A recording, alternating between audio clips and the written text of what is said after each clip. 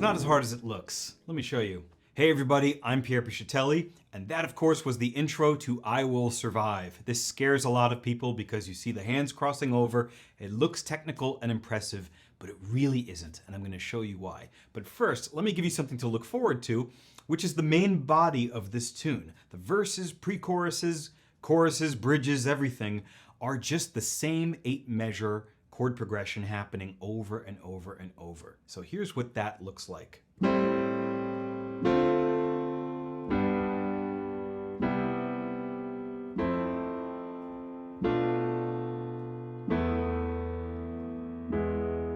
Okay, those are the chords that are coming up. Of course, I played them a little bit quickly, but that's something to look forward to. The main body of the tune is fairly easy, especially if you're playing in a band where there's rhythm guitar, a bass player, a drummer. You don't need to be very rhythmic on the piano. In fact, you shouldn't be, because you'll probably butt heads with your other band members.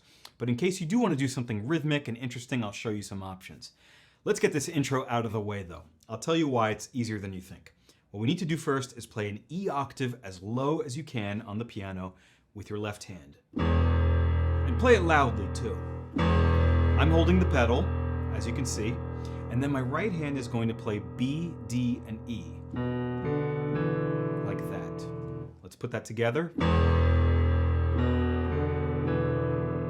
Now the crossing begins. What I mean by that is the left hand's going to come over, jump over the right hand, and it's going to play this 4-note pattern of A flat, B, D, F. We can also call it G sharp.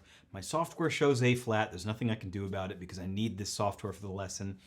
It really is a G sharp though, because this is an E chord. If you want to hear more about theory, we could talk about that in another video. Just play the correct note. Like that. We'll call it A flat for now. A flat, B, D, F. These 4 notes are the pattern that is going to happen 4 times. And what I mean by that is once, again, cross, 3rd time, 4th time. See that? So it's the same 4-note pattern 4 times. All of that together. Here we go.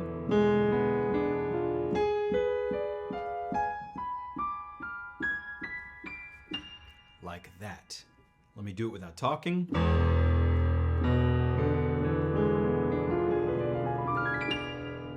And you see, I kind of wind up into it. I get faster as I get to the peak, which is F. But you can see it's just a 4-note pattern happening 4 times. You can even practice it this way. Play a block chord, just like that. A flat, B, D, F. Just to get used to the hands sort of jumping over each other. Because it's a bit of an awkward movement. So just sit with that for a while before you move on. All you have to do once you hit the peak, which is an F, is retrace your steps backwards. So once, twice, 3rd time, 4th time, and now just to end it, let's play an E with the right hand. So that looks like this.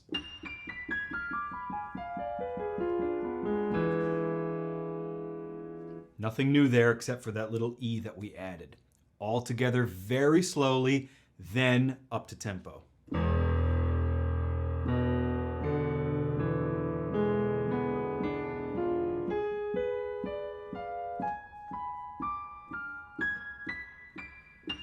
Now backwards.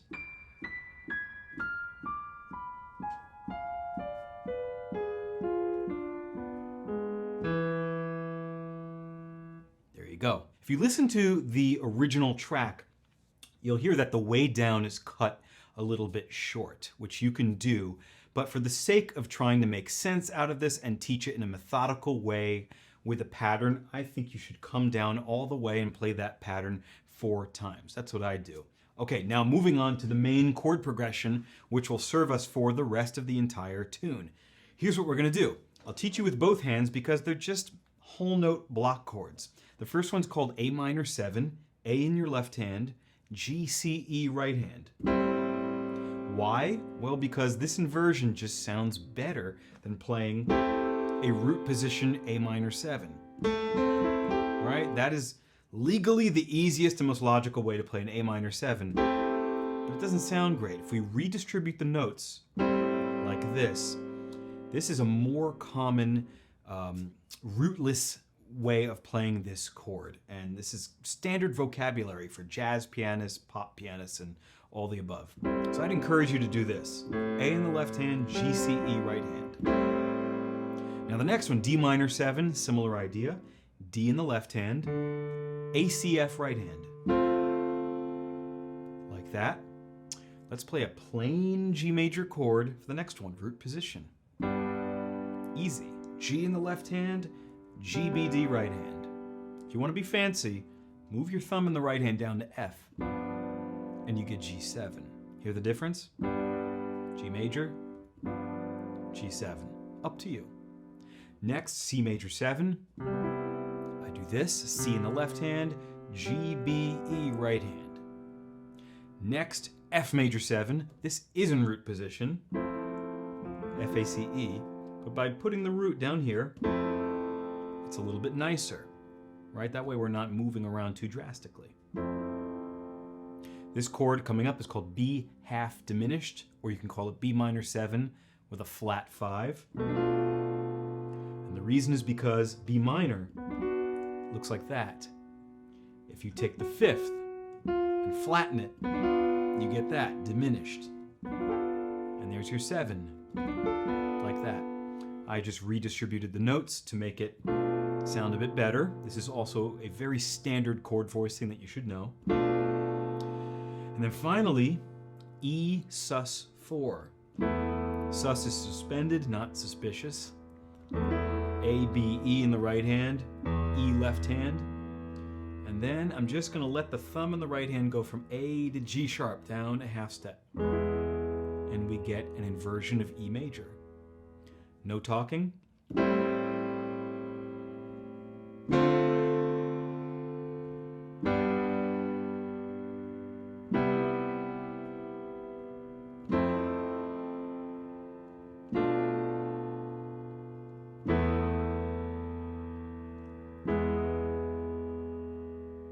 That's your chord progression for the whole piece. Most of the time, holding these chords is going to be your best option in a band where you have a bunch of rhythm guitars, bass, drums, like I mentioned before. But let's say you're just playing this on the piano and you don't want to go, right, and just sit and play whole notes.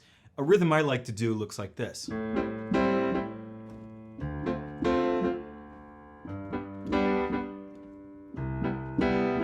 what I'm doing is allowing the left hand to strike first, and then in the right hand, staccato, quick, long, back to staccato.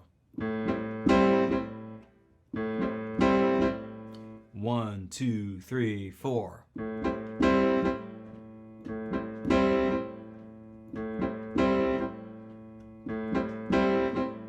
It's just my preference. This rhythm works, but there are many different ones that you can do. As long as you're in time and as long as it's grooving with the band, you're fine. But let me show you what the whole progression looks like with a rhythm like that.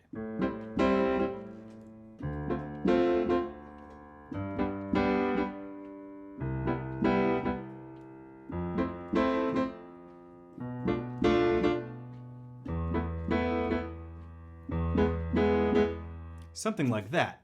Now let's say you've played through this progression 50 times and you're getting bored, and you want some extensions or inversions or things to do to these chords to differentiate them from chorus to chorus.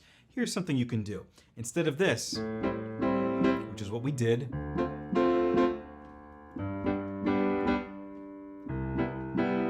you can do this.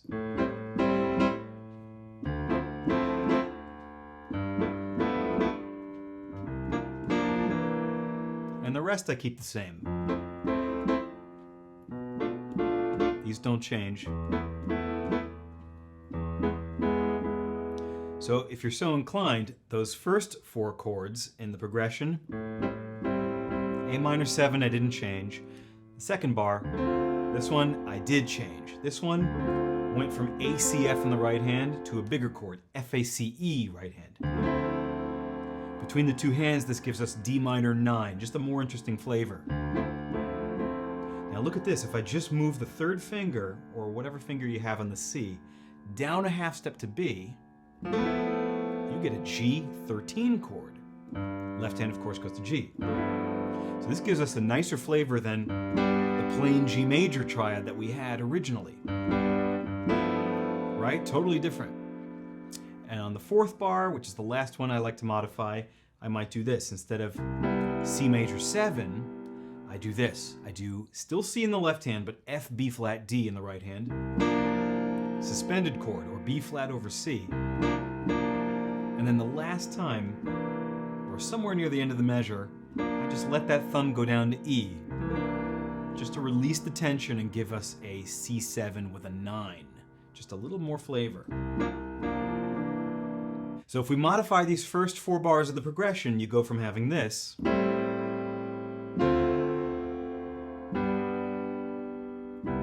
to this.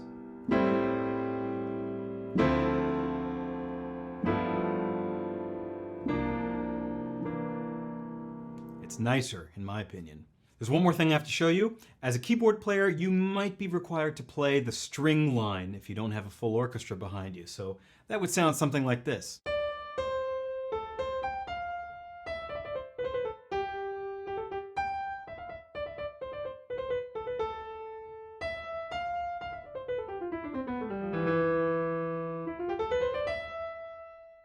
So if you do have to play it, start this way. Right hand on D with the middle finger, trust me. Then come down to C with the index. Now A, C, G, F, like this. You can use 1, 2, 5, 4. See, we haven't had to move the hand yet.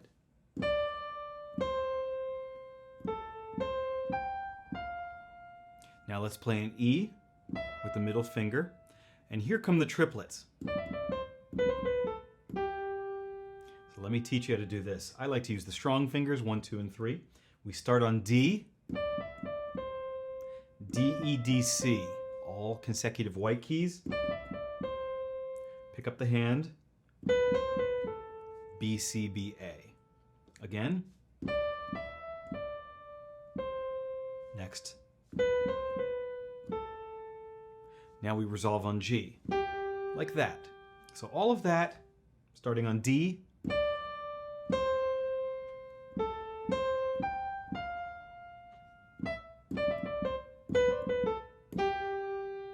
so all of that together,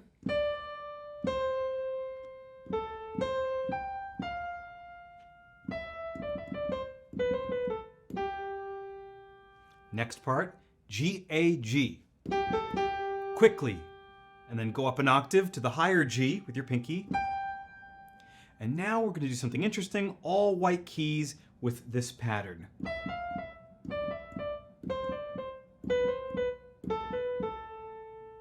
So what that was, starting on E, you go from one note to the higher note, back to the lower note. Down to D, down to C, see the pattern, down to B. One more time on A. Again.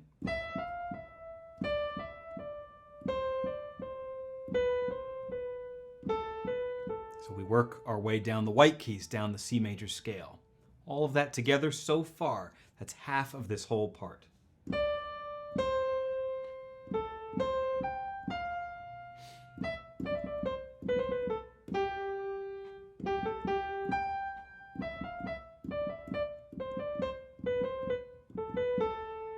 Now, after this, we have to go up to E and then F, quarter notes. They're pretty slow. E, F.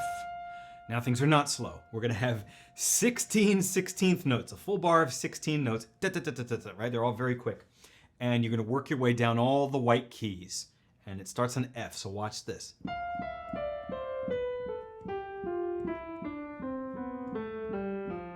The 17th note was a landing on E. So, looks harder than it really is. I'm just working my way down the white keys. Here we go.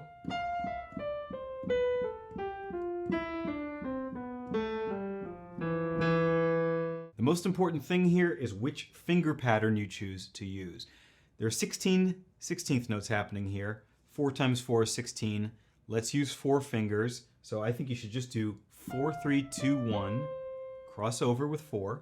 4, 3, 2, 1. See where I'm going with this? Cross over. 4, 3, 2, 1. 4, 3, 2, 1. See, we're on E now, and like I told you before, you have to play another E right after. That's the 17th note. Don't do a double thumb like that. Use a different finger. So it could be 1, 2, 1, 3, just anything else. It makes it a bit smoother. So watch. Cross. Cross. One more. See, I switched fingers to hit the double E. So everything all together.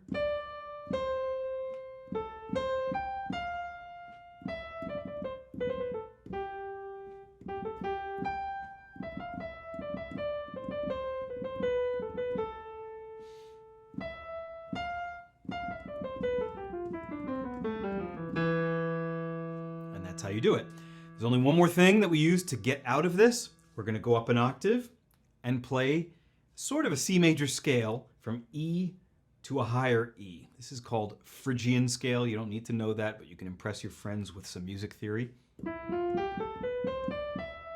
I'm doing here is just playing the white keys from E to E. I use these fingers. 1, 2, 3, cross the thumb underneath. 1, 2, 3, 4, 5. Again. Now, when do you play this? Let me show you how the timing works. So from the descending 16th notes, 1, 2, 3. So it's right when I said the number 3. I'm sitting on the E for 2 beats for a half note. 1, 2, 3. And the very first 16th note of beat 3. Okay, so it's like 9 16th notes, 2 beats plus a quarter of a beat. 2.25 beats, I guess you could say. 1, 2, 3. 1, 2, 3, 4. Just for good measure, the whole thing slowly one more time. 1, 2, 3, 4.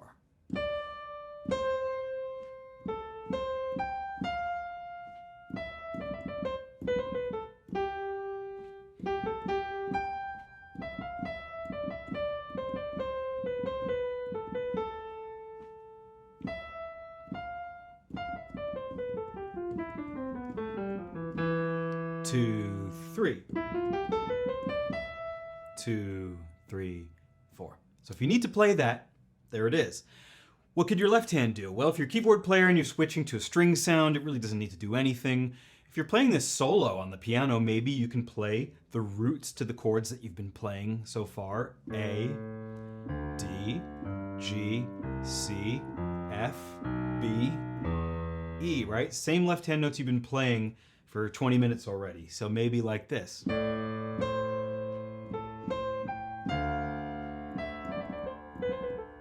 G, C, F.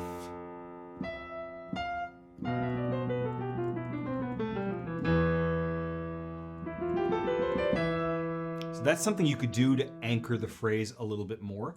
You could also play the chords that you've been playing in your right hand, now in your left hand. You can transfer them. So something like this. And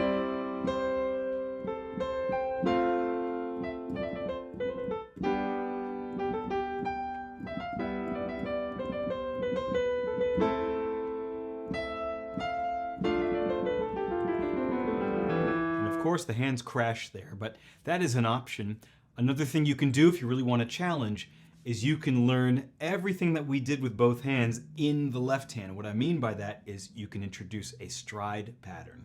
So remember, I showed you how to play A minor 7 like this, A in the left hand, G, C, E in the right hand. You can use one hand, the left hand, to go between the two.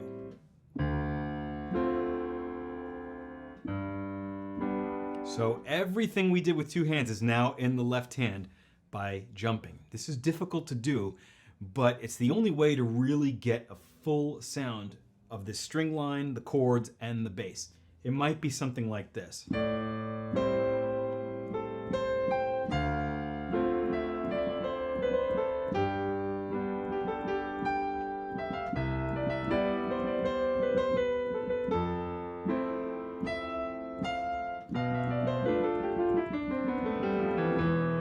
There we have to just omit it.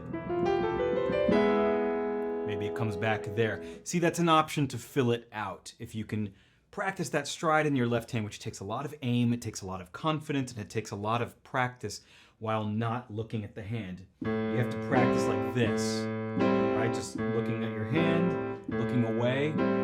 It's a whole different exercise. But those are some options. Most likely, you're not going to have to do any of that. But that's how I would think about it if I had to. So right there you have the introduction, the primary chord progression, some rhythm you could add to it, reharmonization to spice up the chords, and the string line. This is more than enough to play this song well in any kind of setting. So if you made it to the end of the video, congratulations. Thank you so much for watching. I really appreciate it. Don't forget to thumbs up, subscribe, and I'll see you guys soon in the next video.